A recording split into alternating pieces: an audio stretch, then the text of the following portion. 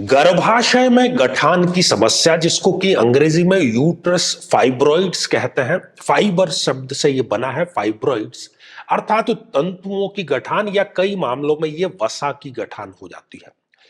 तो जिस किसी भी स्त्री के, बहन के इस प्रकार की समस्या है, तो न केवल उनको गर्भ धारण करने में, कंसीव करने में, या फिर कंसीव किए हुए गर्भ को संभाल करके 9 माह रखने में परेशानी का सामना करना पड़ सकता है।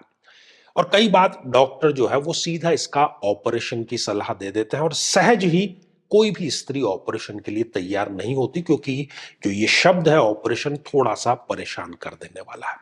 साथियों, जब हम ज्योतिषीय विश्लेषण करते हैं तो हम इसकी तह तक पहुंच जाते हैं, और हम इस श्रृंखला के माध्यम से वो ही कर रहे हैं।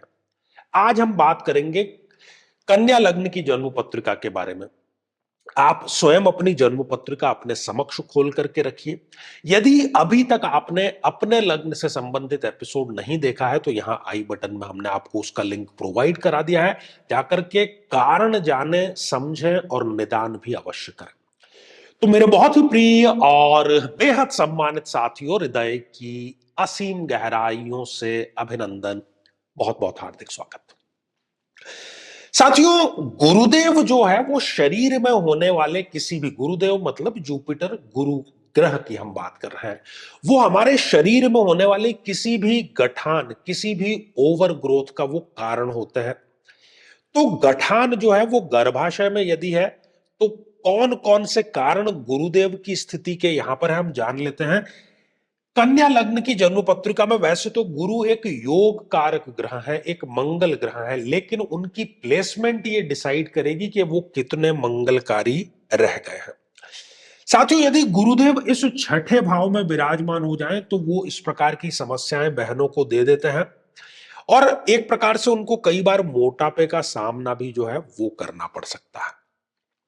गुरुदेव यदि इस अष्टम भाव, इस मृत्यु के भाव में विराजमान हो जाएं, तब भी वो इस प्रकार की समस्याएं देते हैं, और खासतौर पर विवाह के पश्चात ससुराल पक्ष से संबंध खराब इतने हो जाते हैं कि ये अपनी तरफ से चाहे जितनी कोशिश करें वो ठीक नहीं हो पाते। यदि गुरुदेव इस द्वादश भाव में विराजमान है, तब भी वो इस प्रकार की समस्याएं देते हैं। कई बार ये मल्टीपल फाइब्रॉइड्स भी हो जाते हैं इस स्थिति में, और चूंकि ये व्यय का भाव है, तो स्वास्थ्य को लेकर के इनका जो व्यय है वो सदैव बना ही रहता है। साथियों, यदि गुरुदेव इस पंचम भाव में, जो कि संतान का भाव है, यदि यहां पर विराजमान हो गए, तो यहां पर वो अब नीच राशि के हो गए। तो संतान के भाव में, संतान में किसी न किसी प्रकार की डीले, किसी न किसी प्रकार का देरी उनको करानी है, इसलिए वो इस भाव में आकर के यहां पर ये समस्या जो है वो भी इनको जरूर दे देते हैं।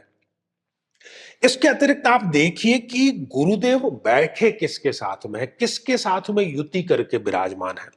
यदि वो जन्म पत्रिका में राहु के साथ में युति करके विराजमान है, जिसको कि चंडाल योग का हम नाम देते हैं, तब भी वो इस प्रकार की समस्या देता है। एक भ्रम की स्थिति, एक अनिर्णय, एक कंफ्यूजन की स्थिति जीवन भर इन बहनों के बनी रहती है। यदि जन्म पत्रिका में गुरुदेव कहीं किसी भी भाव में केतु के साथ में विराजमान है, तब भी इस प्रकार की समस्या देते हैं। केतु सेपरेटिव टेंडेंसी का ग्रह है, तो वो यहां पर इनको ये समस्या भी अवश्य ही दे देता है। साथियों, गुरुदेव यदि जन्म पत्रिका में शनि के साथ में विराजमान है, तब भी इस प्रकार के गठानों की समस्या उनको आ जाती है, और ये लंबी इसलिए चलती है क्योंकि शनिदेव जो है वो कारक है किसी भी बीमारी को लंबा खींचने के। नाम ही उनका क्या है? शन है। शन है चले, मतलब जो धीरे धीरे चलता है वो ही है शनिदेव। इसके अतिरिक्त साथियों, यदि गुरुदेव अस्त अवस्था में है, गुरुदेव यदि सूर्य के साथ में बहुत क्लोज कंजक्शन में है, तो वो अपना कारकत्व खो बैठे, अपना डिपार्टमेंट खो बैठे, इसलिए वो संतान में किसी न किसी प्रकार की बाधा यहां पर उत्पन्न अवश्य कर देते हैं। साथियों, इसके अतिरिक्त तो गुरु यदि मंगल के साथ में है, क्योंकि मंगल भी एक अति मारक ग्रह है इस जन्म पत्रिका में, तो गुरु और मंगल की युति भी इस प्रकार की समस्याओं के लिए यहां पर स्पष्ट रूप से उत्तरदायी मानी जाती है। और गुरु और मंगल की युति के कारण इनको रक्त में भी किसी न किसी प्रकार का विकार अवश्य आ जाता है। साथियों, इसके अतिरिक्त तो गुरु यदि चंद्रमा के साथ में विराजमान है, क्योंकि चंद्रमा भी एक अति मारक ग्रह है इस जन्म पत्रिका में। वैसे तो गुरु और चंद्रमा की युति अच्छी होती है, गज केसरी योग इसको कहते हैं, लेकिन चंद्रमा इस जन्म पत्रिका में मारक ग्रह है, इसलिए इस जन्म पत्रिका में गज केसरी योग का प्रभाव नहीं आता है, बल्कि ये दूषित है, मानसिक तनाव का कारण बनता है और ये अवसाद का जो कारण है वो भी ये अवश्य ही बन जाता है। इसके अतिरिक्त आप जन्म पत्रिका में गुरुदेव की डिग्रियां देखिए साथियों। यदि गुरुदेव स्वयं ही 0 डिग्री के विराजमान है या 28, 29 जैसी अंतिम डिग्रियों के विराजमान है, तो 0 डिग्री होता है नवजात शिशु और 28, 29 डिग्री मतलब वयोवृद्ध। तो ग्रह यदि नवजात है या वयोवृद्ध है, तो जैसे हम हमारे सामाजिक जीवन में भी देखते हैं कि नवजात या वयोवृद्ध दोनों ही कमजोर होते हैं, दूसरों पर निर्भर होते हैं, अपना कार्य स्वयं नहीं कर सकते। तो गुरु का 0 डिग्री या 28, 29 डिग्री होना कि वो अपना कार्य स्वयं नहीं कर पा रहे हैं और इस प्रकार की जो समस्या है वो भी उनको अवश्य ही आ जाती है। तो ये सारी समस्या है।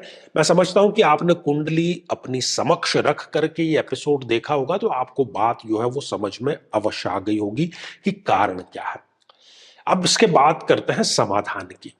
सबसे पहला जो समाधान है वो ये है कि जो भी आपको महादशा चल रही है जिस किसी भी ग्रह की, उसकी महादशा मंत्र साधना अवश्य करें, वो नितांत आवश्यक है।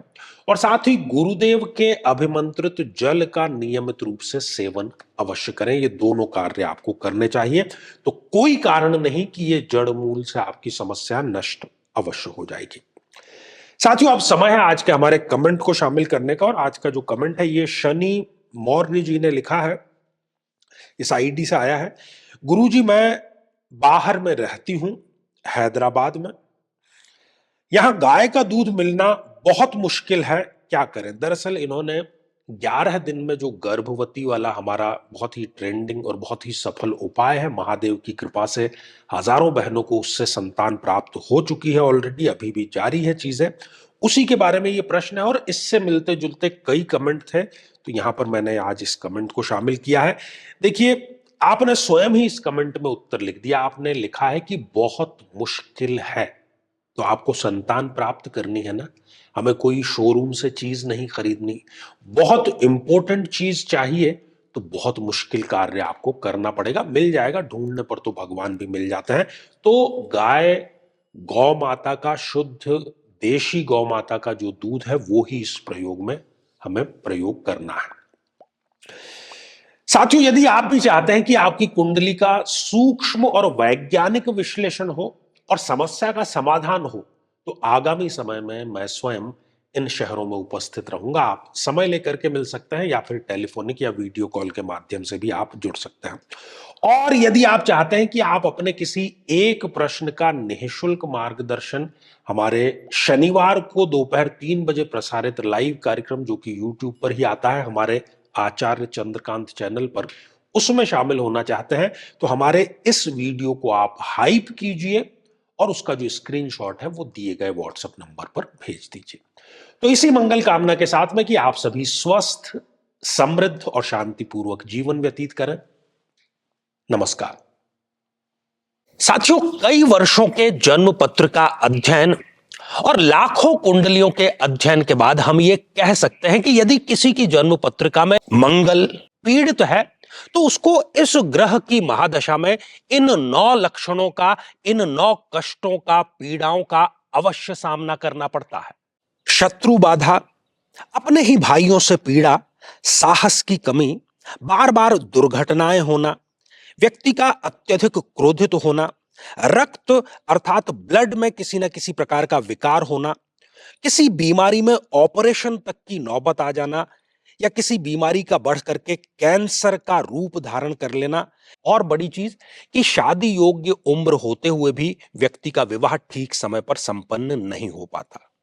लेकिन साथियों, यदि आप भी इन सभी कष्टों से स्थायी और सटीक मुक्ति प्राप्त करना चाहते हैं तो उसका तरीका है इस ग्रह की महादशा मंत्र साधना दीक्षा, जो विशेष रूप से आपके नाम, आपकी जन्म तिथि के अकॉर्डिंग की जाएगी।